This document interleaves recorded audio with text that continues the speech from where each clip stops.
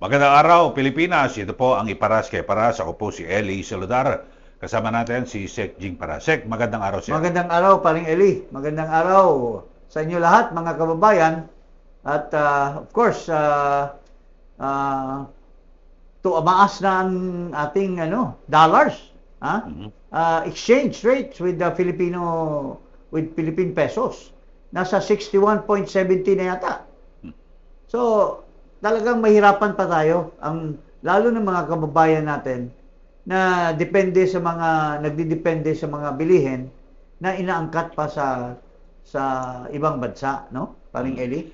At siyempre ay habang patuloy yung paghihirap ng mga Pilipino ay para nakatutok lahat ng gobyerno dito sa issue ng impeachment at yung sa ICC.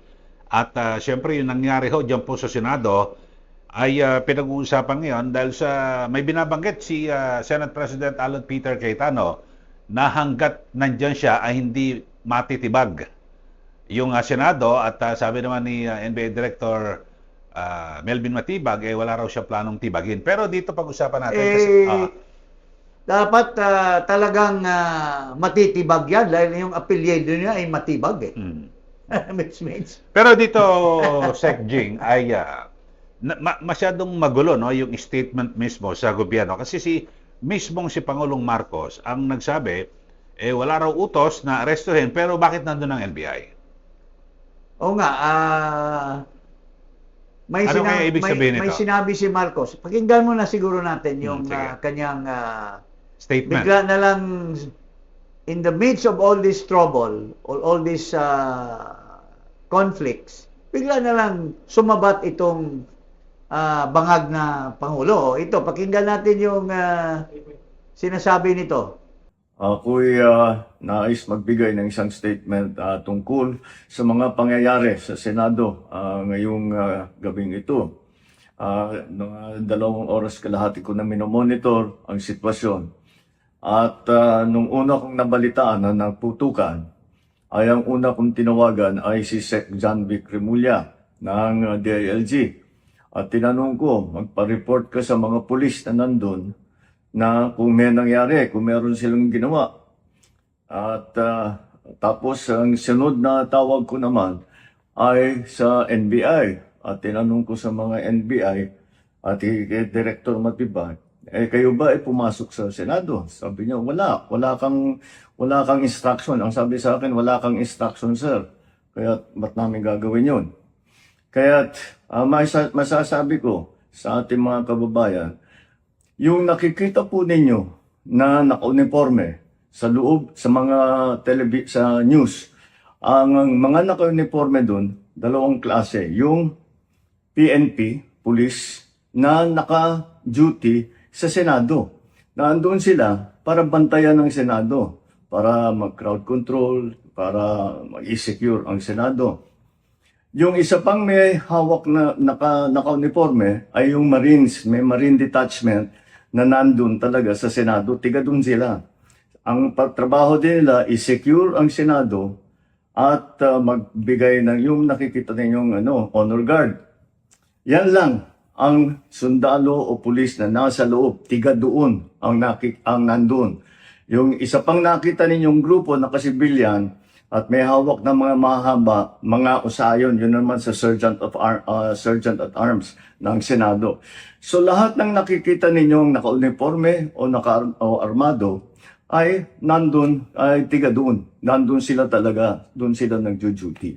Wala raw NBI. Pero kung na-monitor ng Pangulo, yung sitwasyon, ang daming pinakita na may sasakyan ng NBI. Let's put it in a proper perspective.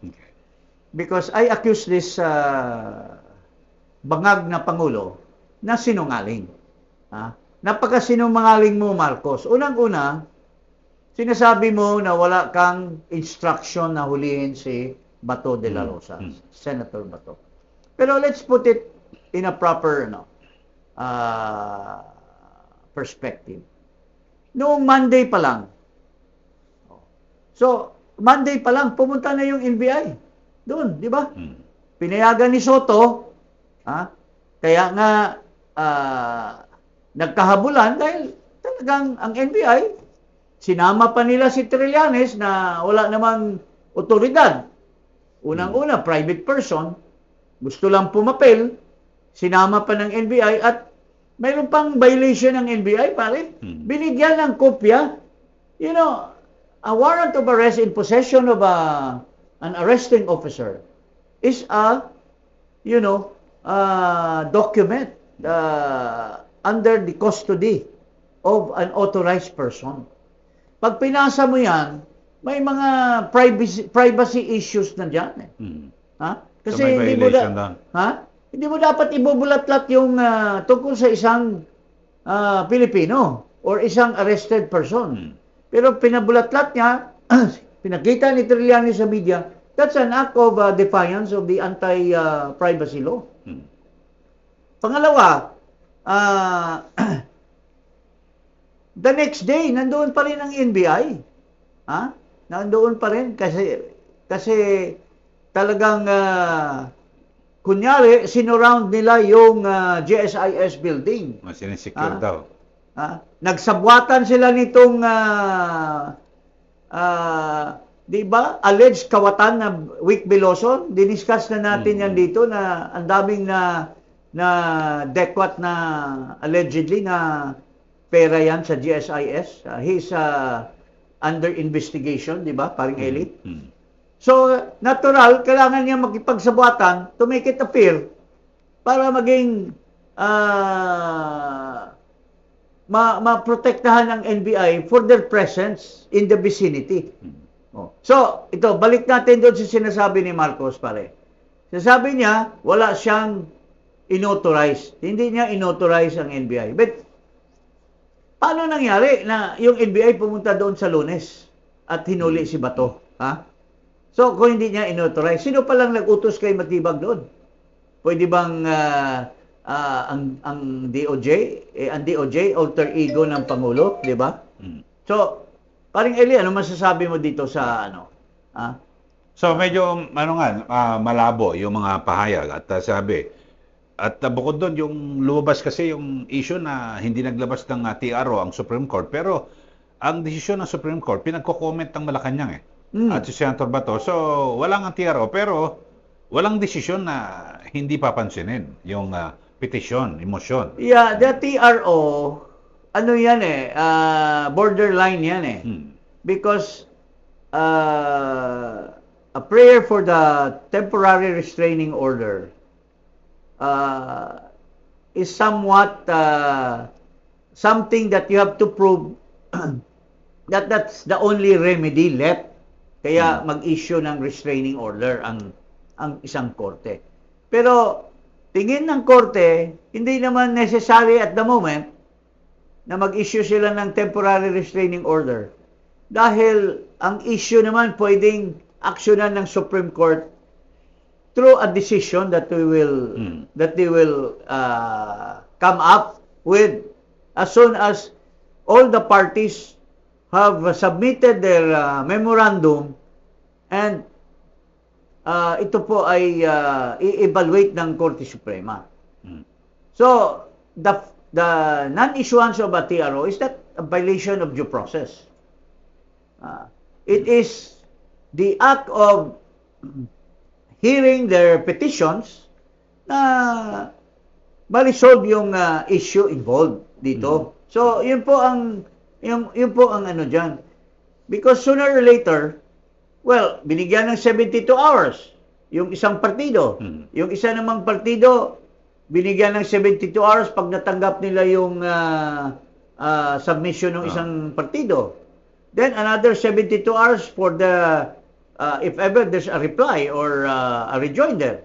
So siguro in a matter of time, baka within this week naglalabas na ang Korte Suprema ng desisyon. Unless nag-oral argument sila, nagkaroon ba ng oral argument? Wala. So baka by means of ano lang yan, pinaaral lang ng Korte Suprema sa kanilang mga abogado and they will come up with a decision. Pero balikan natin, Sir Jing, yung nangyari na nagkaroon ng putukan, nag-warning shot itong si Sergeant at Arms ma-apply ka. Mm. At yung isa na nakita na huli, driver lang daw yun, sabi ni Director Matibag. Mm. At wala raw barel, pero lumilitaw positive sa gun So, cover. So it's now a conflict between two government offices. So it seems that sintonado itong gobyerno na ito. Bakit sintonado? Because there is this thing called impunity. Yung talagang masigasig sila na magsinungaling sa publiko. Kaya nagkabuhol-buhol ang isang departamento versus another. Di ba? Ito, armed forces ito, naglabas ng result ng examination, positive, with nitrate, gunpowder. So, ano ngayong masasabi ng NBI diyan? Sabi nila driver. Pero whether he is a driver or ano, inamin naman nila na kasama doon sa team na pumunta sa GSIS, di ba? So, ano ngayon masasabi ni Marcos tungkol dito? He is caught flat-footed dahil he is telling the public na wala siyang order. So, lumabas na mayroon ng positive yung ginawa ng NBI. So, ibig sabihin, wala siyang order, pero gumalaw ang NBI. So, ano ngayong poder mo, Marcos? Lame duck president ka na, hindi ka mismo a lower official under sa DOJ, hindi ka sinusunod kung mayroon ka mang order na wag hulihin si Bato, di ba? So, it shows the kind of leadership that this president have. Na pati ultimo, isang bureau, hindi na siya sinusunod. Hindi na siya sinusunod ng alter ego niya na Secretary of Justice. Dahil natural, ang NBI hindi naman gagalaw yan kung walang instructions from the Department of Justice Secretary, di ba? Pero dito, Sir Jim, parang masyadong malabo yung proseso. Dahil ba, naglabas ng warrant ang ICC. Dapat idinadaan sa tamang opisina. Kasi NBI, pero dapat may sa Interpol, ano ba yung transnational Well, alam mo, di ba? paring Eli, wala na kasing respeto itong gobyerno ni Marcos, no longer respects the Constitution, yung 1987 Constitution. You know, one of the basic na talagang provision ng ating saligang batas is the Bill of Rights. No person shall be deprived of liberty, life, liberty, and property without due process of law. Okay. Anong concept ng due process dito if we apply it to the issue of warrant of arrest issued by a foreign entity? Well, it's a court because it's called International Criminal Court, ICC, di ba? So, it's issued by its judges to arrest Filipino citizen. Okay? So, ngayon, anong concept dyan? Ang ating saligang batas in relation to the Bill of Rights, mayroong kasunod na provision, yung Article 3, Section 2, that in cases of search and arrest, the issuance of search warrant and warrant of arrest after only determination of probable cause, the judge shall issue a warrant of arrest or search warrant as in applicable case. Ngayon, ang Constitution ang nag-o-order eh. So, ibig sabihin,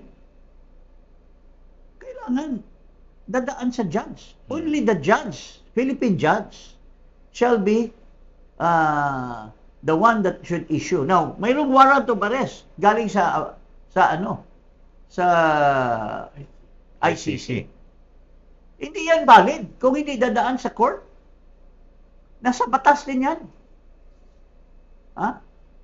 Nasa RA 9851 din yan. Pero Pero mali ang interpretasyon mali ng iba ang ron, eh. interpretation because sinasabi nga hindi dadaan. The only exception is when it comes to alien.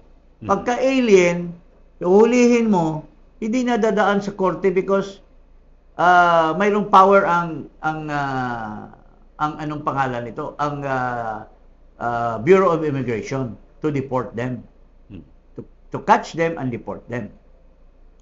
So, pero outside of the exception, any Filipino who has a warrant of arrest can only be done through extradition or through a treaty. Ha? Pero dadaan pa rin sa competent court, maski may treaty. Ang pinapairal nila kasi itong surrender. Kasi daw, hindi na daw dadaan sa korte. Pero, Kasi may binabagit nga si Senator Marcoleta na sabi nga nila, akala nila yung warrant of arrest can be enforced kasi wala na tayong membership sa ICC sa Rome Statute. Without the treaty, what will be the legal basis ng warrant of arrest? So walang basihan para dyan sa arrest warrant. So walang treaty. wala na nga jurisdiction. Wala na lahat. Wala na nga jurisdiction. Let me share with you. Meron kasing pinapairal na argumento itong bagong Solicitor General. Ang pangalan niyan ay Berberabe. Lim yan, Lim. Pero mukhang iniwanan niya yung asawa niya. Kawawa naman. Nagkaroon ng mental defect yung asawa. Iniwanan nito yata itong babaeng ito. Well, that's their own problem. But ito, sinasabi ni Solgen Guevara, the International Criminal Court no longer had jurisdiction over the Philippines after the country withdrew from the Rome Statute in 2019. The Philippines had already withdrawn, and Guevara said that once the withdrawal became effective in March 2019, the ICC lost authority to exercise jurisdiction over the country and its officials. The ICC investigation was formally authorized only after withdrawal. So, paso na eh. Pero sinasabi nila, ito yung argument na bulol na argumento. Bago pa daw tayo nag-withdraw sa ICC, nag-umpisa na daw ang ICC. Now, this issue has to still be resolved. Kasi ang binabasihan nitong mga bulol na mga nag-argue ay yung obiter dictum ng desisyon doon sa yung senador na kumakain ng saging, yung dahon ng saging. Pangalan nun? Kiko ba yung pangalan nito? Kiko. Pangilinan. Versus Cayetano ba yung kaso na yun? Or Pangilinan versus na ang issue is another thing. Pero naglabas ang ng obiter dictum. Hindi naman yun ang main case. That is not the substance of the case. Pero yun ang ginagawa ngayon kasangkalan nitong mga bopols ng mga abogado na nag-argue, including this new Solicitor General. Of course, she will always argue. Dahil yun ang order ng kanyang superior na si Bangag Marcos na talking about one thing but pailalim talking about another thing. Sabi ni Marcos, paulit-ulit ako, walang jurisdiction yung ICC dito. Walang sovereignty. Kasi tayo the Philippines is a state and it has sovereignty. So walang ibang bansa or any court outside of the country can prevail over our sovereignty. So, yan po ang sinasabi dito, paring Eli, na walang visa yang warrant. Pangalawa, si John Vic mismo, kini-question niya yung sinerve na warrant papuntang Senado. Bakit sinasabi ni John Vic? Bakit kami? Kami dapat ang implementing agency, hindi naman NBI. Tama. Because the arm of the enforcement arm of the court is always the Philippine PNP. National Police. Never the NBI. So, in this case, pinuslit nila, in fact, the Department of Foreign Affairs, November pa rin na natatanggap in 2025, yung kopya ng warrant of arrest. Anong sinabi ng Secretary of the Department of Foreign Affairs? We did not do anything about it because we believe that we have already withdrawn from the ICC, and the ICC, any issuance of the ICC is no longer any jurisdiction. Pangalawa, sinasabi ni John Vic, kasama siya ni Marcos, nung hinuli nila si Duterte, kinidnap nila. Anong argumento ni Marcos? Mayroong issuance ang Interpol. We are bound to obey the Interpol. So, dito, sinabi ni John Vic, wala namang Interpol. Hindi naman dumaan yan sa Transnational Crime Tama. Office. Bakit ang NBI on their own will be the one to Saka bakit kay Trillanes pinadala? bakit pinasama pa itong sundalong kani na trililing dito sa pag-arrest? Pero So, siguro... everything is wrong. And yet Marcos, being a weakling, being a lame duck president, has still to come out in the open na wala siyang kamalay-malay. Well, for all we know, when he issued that statement, bago lang gising siya, he might have awakened in the middle of the night, or baka galing sa ibang bansa or whatever. At groggy. Tingnan mo yung itsura niya, mukhang groggy. Galing lang siguro ganyan. Ano mangyayari? Mga kababayan. So, sige. Hindi niya alam na after the fact na siya kasi sabi niya, wala akong order. Pero nandoon na yung mga bata niya, si Matibag and Company, sa Senado. Paring Eli. Okay, so abangan natin na sa Ging yung kung ano magiging desisyon ng Supreme Court dito, no? Yes. Sa petisyon ni Senator Bato. Okay, huwag pong kalimutan na mag-subscribe dito po sa Eparas kay Paras at i-click ang notification bell. Maraming salamat po. Magandang araw po sa inyo lahat.